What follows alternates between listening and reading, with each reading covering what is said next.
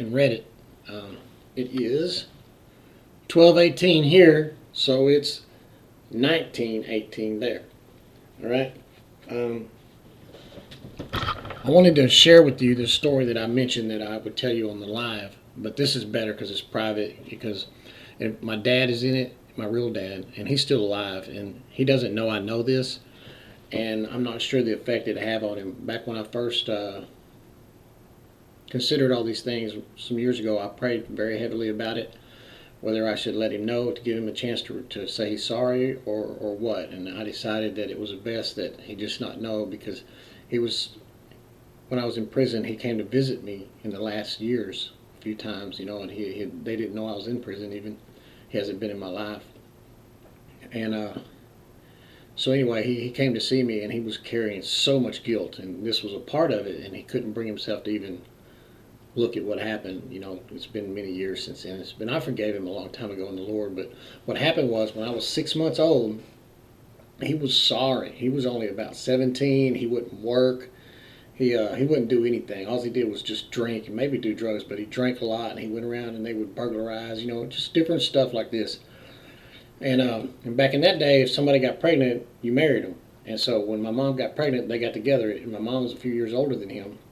And so she was having to work, pay the rent, do everything. He wasn't doing nothing. He was abusive and just mean and evil, and she didn't want to be there. It's just she got pregnant. And so one day, the babysitter was late showing up, and my mother had to go to work or she'd lose her job. And so she told him to watch me just for an hour until the lady got there. As soon as my mom left, my dad opened the window. This was in Houston, and there was like 2 or 3 foot of snow out there. He opened the window and threw me out the window into the snow and shut the window and left me to die. Well, I was out there a little while, and the babysitter finally shows up, and she had to walk. And when she did, she saw me out there, and she got me, and I was blue and dying and cold. I had 106 temperature. I was in convulsions. And so she got on the phone somewhere and called my mom, and my mom rushed home, and they rushed me to Parkland Hospital. I was so bad. This is a different time now. This is 1967. Excuse me. Parkland Hospital, even though it was a charity hospital, they wouldn't admit me. They told her that, that there was nothing they could do for me. The best chance that they had was to take me home and put me on ice. And so that's what they did, and they got my fever down, and God was with me, and I survived. But I was sick for the first 3 years of my life. I would always have, like, pneumonia would keep coming back on me. I would have convulsions all the time, and instead of learning how to cry, I would get sick and have convulsions when I wanted my mom, I think. That's a theory. And the reason I say that is because my mom left my dad when all that happened. That was it. Well, my stepdad came along when I was 3. And when I would go into convulsions, he would slap me, and I would come out of them. And so I think they were kind of psychosomatic. I learned as a baby that this is, when things aren't right or anything, you have convulsions, and mommy's here, and everybody, is trying to take care of you, I guess. I'm not sure. But anyway, so that. And so after that point, I still had a lot of bad things going in my life. My stepdad was abusive. He'd hit me. Here I am, 3 years old, and he's slapping me when I'm in convulsions, and stuff like this. I started running away when I was 6 and was locked up, and I told you all this, right? So I hated my life. I was depressed my whole life. When I was 6 years old, I got saved. In a Baptist church, I heard about the Lord, and I went down to the altar and I gave my life to Jesus. And God came into my life, and I could tell you some stories about this that were just amazing. God even spoke to me, and He kind of called me, But anyway, so I had God in my life, but I didn't know the Bible. I didn't really know anything about God. I'm just a little kid, and so I just talked to God almost like you talk to an imaginary friend. I cried to Him. I told Him all my problems, but whenever I was having fun and things were going well, I didn't think about God at all, right? So when I'd run away and be in the woods, of course, I'd be talking to God, right? When I was doing well at a foster home or at home or whatever, I wouldn't be talking to God a lot. And so I went through this, but my life was miserable, and I always wished I was dead. And I would pray when I would pray, and I would just ask God sometimes, let me go to sleep and not wake up. I hated my life.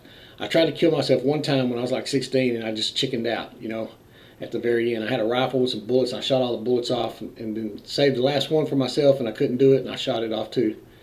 And stuff like that. And I was in prison at 17 for murder. I was at this place. I hated life. I didn't want to live, so I didn't care about anybody else's life.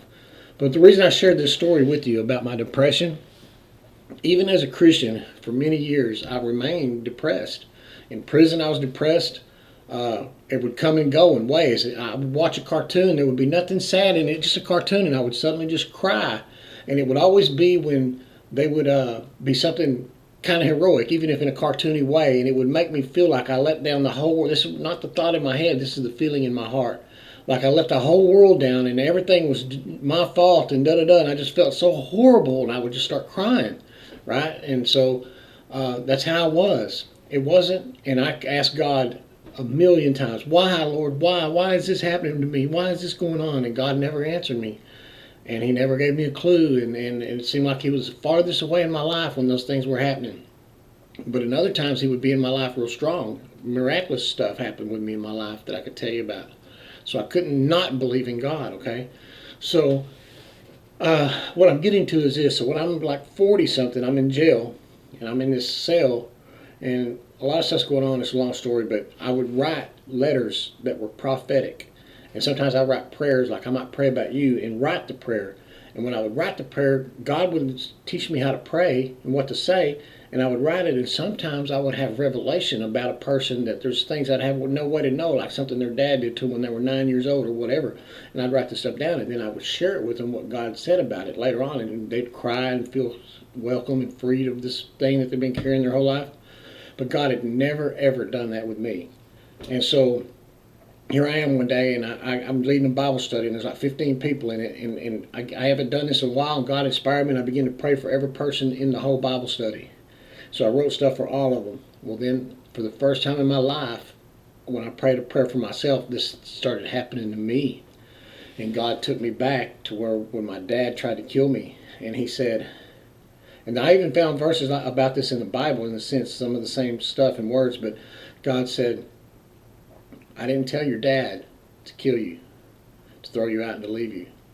But I knew he was going to do it, and I didn't stop him. Instead, when you were laying there in the snow, going to die, I looked at you and I said, live, and you lived. And so God took me through my life, through all these times when stuff was bad, and there was no way I could go on. I wanted to die, and he said, I didn't stop it, I didn't cause it, but when you couldn't go on, I gave you strength, and I told you, go on, live, go another day. And he brought me through my life like that, and I began just crying and crying and crying. And when it was over, for the first time in my life, I'm 40 or in my early 40s. For the first time in my life, I was happy to be alive.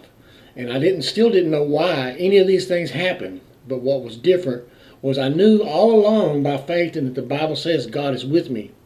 But what I knew now by experience was that God really was with me. He was with me, even though I believed it in my heart. Now I knew it. I saw it face to face, and I knew God was with me, and it was okay because God is with me. And I just cried, and I was okay because God is with me. And now I know, no matter how bad I mess up, no matter how things are in life, God is with me, and one day I'll be with God forever. So it's going to be all right, no matter what it is. And so God gave me that. And so, like you get depressed, you got these things that are in your life, you cannot control them. You can't change some of them. Some of them you can grow in and get better at, and you have in a lot of ways. That's how you're going to the public schools and everything like that. And but it builds up like you want a vacation right now, right? Well, you can get better and you can grow at all these things, but you can also believe in your heart and know and experience that God is with you. And the more that happens, the more these things will be okay. They'll still be hard. They'll still be painful. But you'll always go through it, and you'll always get up, and you'll go on. And once you really, really know that God is with you like I do now, they don't have the power to make me, despair of life anymore or anything like that. Look at this. Ooh, I bought these too. Honey barbecue. Anyway, so that's what I wanted to share with you. It's already 9 minutes, which is good. It ain't that long. I was worried it was longer. I got to fix this up, and I'm going to upload it. And I'll just tell you that stuff on Reddit. But anyway, I think you're great, and I know God is with you. I've known it from the very first question. That's why I answered your question on Reddit. But even at that time, I thought you was a woman, a grown woman. And now I see that you're a young child, and 50 is not to you a young child, but I'm 58, okay? So I see how much more of a person you are than what I thought. And you got a lot going for you. You got a lot of burdens. You have a lot of differences between you and other people. But you have a lot of strengths that they'll never know and they'll never have. And right now, those strengths get you through these painful times, but you're not aware of them because of the painful times. But that's what you have. God has given you, like I was telling you, the two types of grace, and so you have more than the person who doesn't need it in these areas, and it's beautiful, and it's going to be great, and you're going to flower, you're going to bloom, you're going to be something awesome if you just don't give up and you just keep going forward no matter how many times you fall. And even if you do give up, dust off and get back up, okay? And just keep going. God is with you. God is with you. He's always going to be with you. He loves you so much that, Jesus died for you, okay? And so that is just the truth of the matter. So you don't have to feel guilty or anything. God has removed all of that. And you don't have to worry that you're not good enough, that you don't measure up, or that you'll never get it right. You can't get it wrong if you just simply trust God. You can't get it wrong. You can mess up, you can do a sin, you can cuss, you can lie, you can smoke a joint, you can do all these things. I murdered somebody, you can kill somebody like that King David did. You can do whatever. But if your heart trusts God and you turn to God, like I said in that one thing, you look towards something, you might fall towards it. If you look towards God, fall towards God.